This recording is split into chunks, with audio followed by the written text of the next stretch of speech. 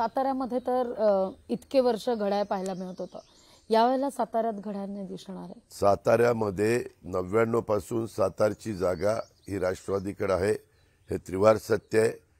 पण साताऱ्यामध्ये निवड करत असताना आमच्या पुढे काही सहकारी होते, पण आम्ही सगळ्यांनी एकत्र बसून जरा वेगळ्या कारणाकरता तिथं आपल्याला श्री छत्रपती शिवाजी महाराजांचे 13वे वंशज यांना उमेदवारी आपण दिली पाहिजे अशा निर्णयाप्रत आम्ही आलो। परंतु ती उमेदवारी देत असताना ती राष्ट्रवादीची जागा आहे, मग राष्ट्रवादीला काय द्यायचं तर राष्ट्रवादीला एक राज्यसभा द्यायची असं ठरलं। त्याच्यावर राष्ट्रवादीला सातारच्या जागेच्या बदल्यात राज्यसभा मिळणार आहे आणि ती मी सातारा आमच्या पार्लमेंटरी बोर्डात ती सातारा जिल्ह्याकरताच तिथल्या एका सहकार्याला ती द्यायची, जेणेकरून तो उद्याच्या काळामध्ये आमच्या राष्ट्रवादी काँग्रेस पक्षाच्या तिथल्या सगळ्या सहकार्यांना आधार देईल, पार्लमेंटमधली ते कामं करतील, प्रश्न सोडवतील।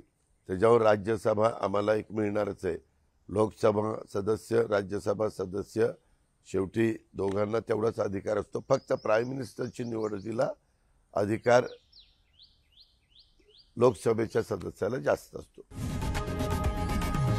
लोकशाही मराठी ऐका, पहा, जागरूक रहा।